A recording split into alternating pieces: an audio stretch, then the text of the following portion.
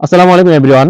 BPL এর দশম ম্যাচে আজ সন্ধ্যা 7টায় সিলেট টাইটান্স তারা মুখোমুখি হচ্ছে রংপুর রাইডার্স এর বিপক্ষে।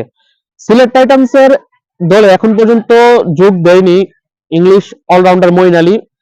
গুঞ্জন রয়েছে 5 জানুয়ারির পর সে দলের সাথে জয়েন করবে, তাই আজকে মঈন আলীকে পাওয়া যাচ্ছে না আজকের এই ম্যাচে। এখন কথা হচ্ছে সিলেট টাইটান্স এর আজকের একাদশটা কিরকম হবে। গত ম্যাচে কিন্তু তারা প্রায় একতরফা ম্যাচটা জিততে যাচ্ছিল, তখন কিন্তু শামীম পাটোয়ারির কারণে ঢাকার কাছে কিন্তু প্রায় তার হারতে বসছিল, কিন্তু শেষ পর্যন্ত যদিও তারা ম্যাচটা ছিনিয়ে নিয়েছে। প্রথম ম্যাচে রাজশাহীর বিপক্ষে 8 উইকেটের বিশাল পরাজয়ের পর নোয়াখালীর বিপক্ষে এবং ঢাকার বিপক্ষে কষ্টার্জিত শেষ দুটি জয়ের পর এখন তাদের আরেকটু ভালোভাবে জিততে হবে, কারণ রংপুর রাইডার্স অনেক শক্তিশালী একটা দল, যদিও রংপুর কালকে সুপার ওভার রাজশাহীর কাছে হেরেছে। এখন কথা হচ্ছে সিলেটের একাদশটা কিরকম হবে। তাদের যে 4 জন বিদেশি ক্রিকেটার গত ম্যাচে খেলেছে তাদের মধ্যে কোনো পরিবর্তন হবে না। হ্যাঁ, সাইম আইয়ুব গত ম্যাচে 34 বলে মাত্র 29 রান করেছে, পারফর্ম করতে পারেনি, বল হাতেও 14 রান দিয়েছে একবারে। তারপরে সাইম আইয়ুব থাকবে, কারণ পাকিস্তানের সিরিজের আগে যত বেশি তাকে ম্যাচ খেলানো যায়। ইথান ব্রুকস গত ম্যাচে 6 বলে 13 রান করে অপরাজিত ছিল, সেও থাকবে।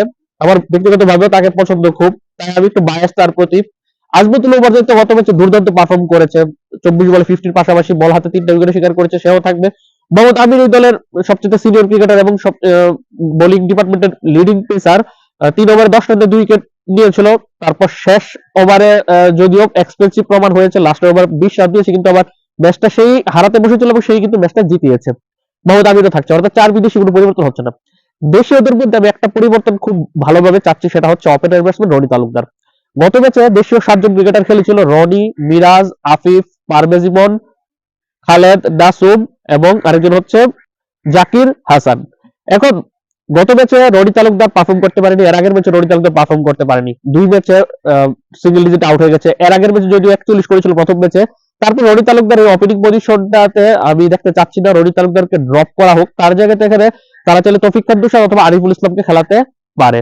অন্যদিকে মেহেদী হাসান মিরাজের একটা প্রপার ব্যাটিং পজিশন তারা নির্ধারণ করা দরকার, একবার মিডল অর্ডারে একবার টপ অর্ডারে খেলছে, একটা প্রপার ব্যাটিং অর্ডার দরকার।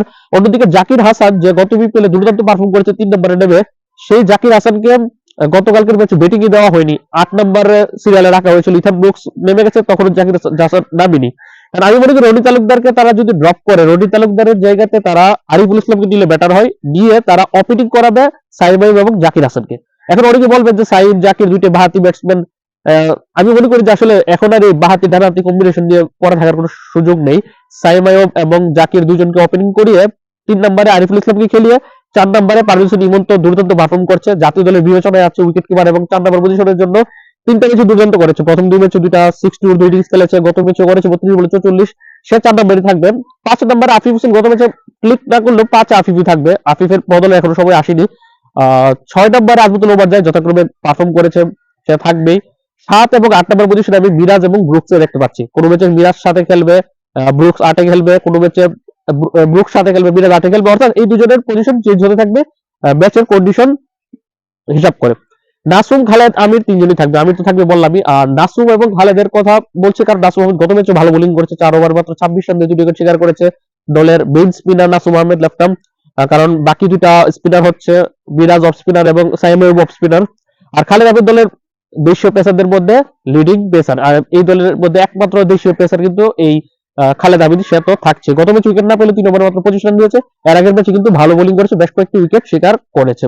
তাই সব মিলিয়ে একাদশটা এরকম হওয়া উচিত। ওপেনিং এ সাইম আইয়ুব, জাকির হাসান, 3 নম্বরে আরিফুল ইসলামকে, 4 নম্বরে পারভেজ ইমন, 5 আফিফ হোসেন, 6 আজমতুল ওবায়দ, 7 মিরাজ, 8 ব্রুকস, 9 10 11 নাসুম, খালেদ এবং মোহাম্মদ আমির। অথবা যদি তারা এখানে যদি তারা চায় যে তারা মিরাজকে ওপেন করাবে, সেটাও তারা করতে পারে। তবে মিরাজকে যদি ওপেন করে সেক্ষেত্রে আরিফুল ইসলামের একাদশে সুযোগ হবে না, অর্থাৎ রনি তালুকদার বাদ পড়বে, তার জায়গাতে এখানে তারা রাহাতুল ফেরদৌস জাভেদকে দিতে পারে, যে লোয়ার মিডল অর্ডারে তাকে খেলাবে, যাকে দিয়ে তারা লেফট স্পিন বোলিংটা করাতে পারবে। অর্থাৎ নাসুম আহমেদের বিকল্প আরেকজন স্পিনার একাদশে থাকলো, সেক্ষেত্রে তাদের ওপেনিং করবে সাইম আইয়ুবের সাথে মিরাজকে তারা নামাতে পারে। 3 নম্বর পজিশনে আমি চাইবো জাকির হাসানকে, 4 ইমন, 5 আফিফ, 6 আজমতুল্লাহ, 7 ব্রুকসকে নামালে তখন ব্রুকসও বেশি ব্যাটিং করার সুযোগ পাবে। 8 নম্বরে তারা রাহাতুল ফেরদৌস জাভেদকে নামিয়ে 9 10 11 খালেদ, আমির এবং নাসুম, খালেদ এবং আমির সিরিয়ালে নামবে যদি এরকমটা করে। কিন্তু রনি তালুকদারকে ড্রপ করা উচিত, রনি তালুকদারকে ড্রপ করলে কিন্তু এখানের মধ্যে মিরাজ একটু উপরে ব্যাটিং করতে পারবে। আর মিরাজের ব্যাটিং পজিশনটা নিয়ে যেহেতু একটা ছেলে খেলা হচ্ছে, যদিও সেও পারফর্ম করতে পারছে না, গত ম্যাচে সিঙ্গেল ডিজিট আউট, এর আগের ম্যাচে 37 বলে 33 সবকিছু মিলে মিরাজকে যদি তারা ব্যাটিং অর্ডারে সেট করতে চায়, সেই হিসাবে মিরাজ নিজেও ক্যাপ্টেন, আমি মনে করি ওপেনিং পজিশনে ট্রাই করা উচিত, যেহেতু তাদের টপ অর্ডার ভালো করতে পারছে না। প্রথম ম্যাচে কিন্তু সাইম আইয়ুব, হজরতুল্লাহ জাজাই এবং রনি তিনজনই ক্লিক করেছিল, যদিও বড় ইনিংস খেলতে পারেনি কেউই, কিন্তু পরের দুটা ম্যাচে কিন্তু টপ অর্ডার 1, 2, 3 কিন্তু ফেল করেছে।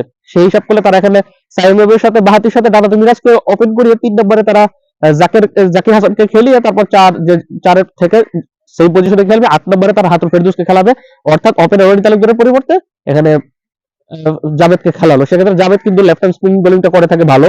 তো সব মিলিয়ে এরকম করতে পারে, হয়তো এই একাদশটা মিরাজকে ওপেনিং করিয়ে রাতুল ফেরদৌসকে 8 নম্বরে নামিয়ে রনি তালুকদারের বিকল্প হিসেবে, অথবা তারা রনির রিপ্লেসমেন্ট হিসেবে তারা আইয়ুবুল ইসলামকে খেলিয়ে তখন দেখা যাবে যে ওপেন করবে জাকির হাসান এবং সাইম আইয়ুব, 3-এ খেলাবে আরিফুল ইসলামকে, 4-এ ইমন, 5-এ আফিফ, 6 উমার জাই, 7-এ মিরাজ, 8-এ ব্রুকস, 9-10-11-তে নাসুম, খালেদ, আমির।